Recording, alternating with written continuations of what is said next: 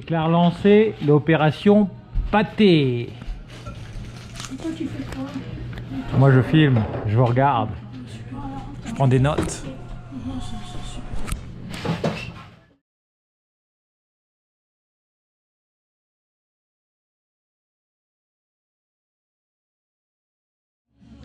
Donc tu vois, tu coupes des morceaux, ton morceau de porc, hein, tu coupes des lanières comme ça pour que ça puisse rentrer dans le hachoir. Ça, pareil, tu vois, la viande, tu la coupes, et tu vois, comme c'est pas les morceaux... Ça c'est de la viande de cerf. C'est du cerf. Regarde, tu vois, pour pas que ça bloque le hachoir, tu fais ça et tu tires, tu vois. Parce que tu vois, ces morceaux-là, d'ailleurs c'est pas bon, mais ça bloque ton hachoir. Alors Raphaël, tu vois, ce qu'on essaye de faire, c'est qu'il faut mélanger à peu près la moitié de viande de gibier que tu veux faire en pâté avec la moitié de gras de porc, ok? Donc le gras, on a été l'acheter à la boucherie. Et la viande qu'on va faire aujourd'hui, c'est du cerf, c'est la biche que tu as tuée, ok? J'ai pris tous les morceaux qu'on pouvait pas faire en steak et on va faire du pâté avec, ok? Donc ça, tu peux hacher, par contre ça, tu vois, ça lâchera pas ça. Alors je vais te laisser faire, tu vois, il faut que tu défasses les morceaux et que tu enlèves tout ça, tu vois. Alors en fait, la technique, quand ça marche bien, coupe pas le couteau, je vais changer de couteau. Donc, tu trempes dedans, tu sais, c'est d'intoxication. tu vois, tu essaies de passer ton couteau en dessous, le plus près possible de la viande, parce qu'on ne veut pas gâcher de viande, ok? Donc, tu vois, tu passes là en dessous. Il n'y a pas forcément besoin d'appuyer fort, parce que c'est pas de la gros morceau à couper, tu vois, hop. Et l'objectif, c'est de passer au plus ras pour pas perdre de viande, mais en même temps enlever toutes ces cochonneries là qui vont pas passer dans le... Tu vois, regarde Raphaël, tu passes en dessous et tu essaies de passer ton couteau vers le haut. Mamie, elle fait vers le bas, elle tire la viande. Il faut mieux faire vers le haut, tu vois, comme ça, vers le haut. Ah, mais j'ai peur de me couper, moi. Tu laisses ta main loin, tu tournes, tu vois là, par exemple, je tourne. Tu vois, là, je mets mon couteau en dessous, tu laisses ta gravité jouer pour toi avec la viande.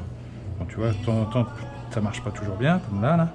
Là, tu reprends, et tu peux lever comme ça, et tu as jusqu'à... Ton couteau est bien aiguisé, tu as jusqu'à lever, tu vois, comme ça.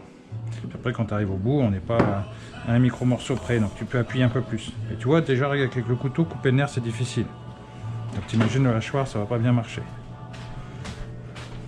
De temps en temps, tu peux t'aider avec un doigt, comme ça, derrière la lame. Tu vois, hop, après tu te rapproches. Plus ta main est loin, moins tu es précis. Donc plus tu laisses de la viande. Donc on essaie de pas gâcher la viande. Hop. Là c'est un petit bout. Tu vois, quand je laisse la viande en bas, des moments je laisse des plus gros morceaux. Ok, tu veux le faire? Hein? Non. Bah, tu dois apprendre, hein? Hop là. Tu veux pas ta tête parce que... Donc voilà, travail de préparation de la viande pour faciliter le passage dans le hachoir. Je fais de la purée. Donc là on a la même quantité de viande et de pâté là?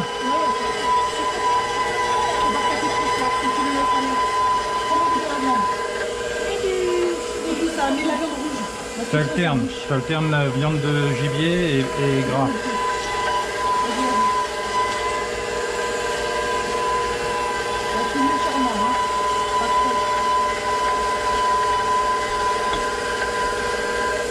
Donc là on a pris la grille de taille moyenne pour pas que ça bouge.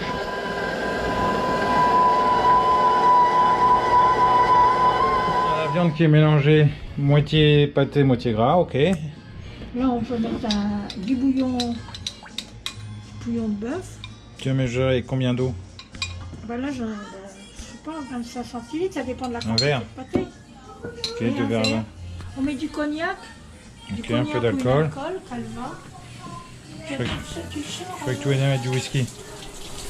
Mamie, elle n'a pas de vraies dimensions. Hein. Non. Voilà. Il faut du sel, du poivre, des épices maintenant. Les épices, toi t'achètes des épices à gibier, c'est ça? Oui. Bon là on va utiliser ça, épices à gibier. Alors, voilà. Alors, c'est quoi la marque que tu utilises en France? c'est du Lidl gibier. Ah, épices Gibier. à gibier chez Lidl. Ah, parce que j'en ai pas trouvé On va se ailleurs. faire sponsoriser la vidéo par Lidl. T'as pas mis ton beau pull, Raphaël? Si, beaucoup. Ton pull Lidl? Mange avec tes mains, je crois que tu voulais des gants en plastique. Non, mais je les aime les laver, j'en ai pas des gants. Tu veux? Tu veux des gants ou pas? Non, non, c'est bon là. Bon, alors là, entre les deux packs, on a à peu près, moi je pense 8 kilos. 4 kilos de viande et 4 kilos de gras. Donc tu vois, tu mélanges bien, tu fais comme ça, tu fais même comme ça, tu vois. Tu peux mettre des coups de poing dedans, c'est super. Tu veux mettre des gants en plastique, Raphaël? Non. On va faire la mise en pot Pourquoi on a fait des c'est pour mettre les mains dans le et stériliser, puis en même temps on fait une terrine. Alors pourquoi tu mets de la viande au-dessus de ta terrine?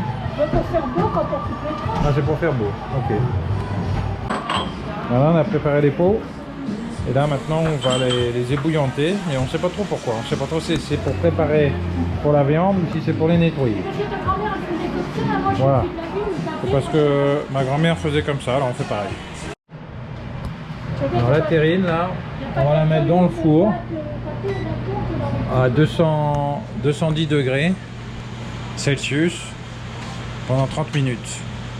Une fois qu'on va être arrivé là, on va passer le four à 180, on va couvrir la terrine. On la laissera dedans à 180 degrés pendant 2 heures. Alors, il faut mettre de l'eau aussi quand on va faire chauffer la terrine. Ça sert à quoi de mettre de l'eau? Je sais pas, c'est comme ça pour la télé. On fait toujours en cuire comme ça au bain-marie. Là, on va mettre les petits pots autour. Ouais. Donc en fait, on ébouillante les pots, c'est pour une mesure d'hygiène. Et puis l'eau dans le four, d'après ce que je lis, c'est pour éviter le dessèchement de la pâte. Les gens qui font cuire leur pain au four, ils mettent aussi de l'eau en dessous. Florence, si on faisait du pain au four, il faut mettre de l'eau aussi. Parce que comme ça, là, ça évite que ça se dessèche trop vite. Donc on va ébouillanter les pots pour vous montrer, mais en même temps, il faut aussi, Oui, parce que j'ai bouillante. rendre les joints mouillés pour qu'ils collent mieux quand on va les fermer les pots. C'est une bonne idée de les ébouillanter également dans une mesure d'hygiène supplémentaire. Après on remplit les pots à la main, on va les mettre au four. Pour pas laisser de l'air, tu tasses bien pour pas qu'il y ait des trous. Il faut bien tasser pour pas qu'il y ait d'air. Ni de trous. On a trop de pots, il va falloir refaire du pâté. Après, reste là, fais semblant. Donc là on va mettre les pots au four. Attends. Regarde. Regardez-moi, les deux. Vous vous mettez à côté de lui. Les pots là, la cuisson, ça va être un petit peu au jugé en fonction de la taille du pot. Donc la terrine elle est censée être dedans pour une demi-heure. Là les pots ils vont y aller plutôt pour 10-15 minutes. Et puis une fois qu'on en sera là, on va regarder ce que ça donne. Et puis si c'est bon, on va les couvrir et finir la cuisson. Donc voilà, les pots sont dans le four. 210 degrés ou 410 Fahrenheit. Pour encore 15-20 minutes pour la terrine et puis probablement 10 bonnes minutes pour les pots. Alors voilà, les terrines sont pré-cuites. Donc maintenant on va les couvrir avec le top du bocal. Et on va baisser le four pour continuer la cuisson une fois qu'ils sont fermés. Donc là on va passer de 210 à 180 degrés Celsius. Ou alors en Fahrenheit, je crois que c'est 355. De toute façon, il va falloir les sortir. La terrine, elle ne sera jamais cuite quand ceux-là ils vont être cuits. Non mais ok, mais quand on dit couvrir, c'est juste faire ça. Oui, c'est couvrir. Tu peux mettre du papier d'alu ou autre chose. Moi, je mets ça parce que ça va bien, mais tu peux mettre ce que tu veux là. Ok. La terrine, elle va cuire plus longtemps. C'est pas grave, on les fermera et puis quand la terrine sera cuite, Là, c'est La cuisson continue. Tout est couvert, papier d'alu ou... Alors une heure plus tard, le pot est couvert. Fais voir un peu à quoi ça ressemble quand c'est... Ah, tu veux sans les couverts? Attends. Mais tu prends un autre pot.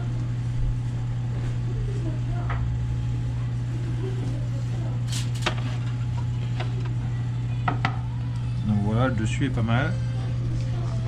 Attends, je vais le lever. Donc là, qu'est-ce qu'on va faire? On met les couvercles et qu'est-ce qu'on fait? Ben, on les stérilisera quand on aura fini de cuire le gros. Ou Mais ce t'as dit qu'il soir. fallait qu'il soit froid. Non, ils sont pas forcément des froids.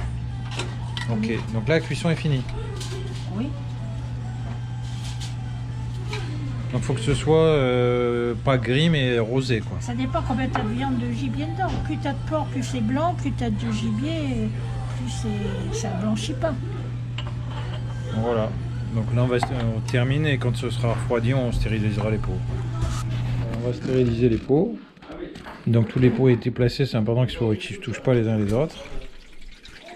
Et on va mettre le four en chaleur tournante à 150 degrés pendant 30 minutes. Puis après on fera une deuxième partie 40 minutes à 130 degrés. Et puis après on attendra que tout refroidisse tranquillement pendant la nuit pour les sortir demain matin et normalement ce sera terminé. Donc 150 degrés Celsius ça fait 300 degrés Fahrenheit et 130 degrés Celsius ça fait 270 degrés Fahrenheit. Donc voilà, on va mettre ça. C'est bon, faut mettre encore de l'eau? Oui, on peut remettre, c'est pas... Ouais, c'est bon. Voilà, donc on va mettre le four en marche. Alors, en chaleur tournante et à 300. Voilà, demain matin, les pots sont froids, donc maintenant on va les sortir. Ils sont sales, hein. On va tout sortir. On va nettoyer puis vérifier que c'est propre. Voilà, donc là on va nettoyer les pots. Et puis surtout vérifier que chaque pot est bien, bien fermé pour avoir une conservation de longue durée. Donc voilà à quoi ressemble le pâté. Tu dévisses et tu tires dessus. Ok, donc il faut vérifier que la connexion est bien faite, qu'on n'arrive pas à enlever le toit. Bon, alors si le pot il n'est pas bien fermé, qu'est-ce qu'on fait? Ou on le mange, ou on le restérilise dans le four. Si on n'a pas beaucoup, ça vaut pas le coup de mettre le four en route. Dans une cocotte avec de l'eau, ou dans une marmite remplie d'eau. D'accord. Après on a combien de pots? 6, 12, 18, 24, on a 30 pots. On va voir combien il y en a qui sont pas bien stérilisés. Non, ils sont tous bons, hein. Ok, on va vérifier. Bon voilà, sur les 30 pots, ils ferment tous correctement, donc c'est parfait. Donc là on va les nettoyer vite fait parce qu'il y a un peu de gras dessus. Et après on va les marquer avec la date. Et on sera bon pour dégustation. Et le film, tais-toi. Oui, chouette. Ça chauffe? Ouais, les genoux. C'est pas vrai. Ça peut pas être pire. D'accord. Dans le mauvais goût, ça peut pas être pire. Pas tard. Non, tu vois la chasse et tu fais en même temps. Non, puis même la cravate et la chemise.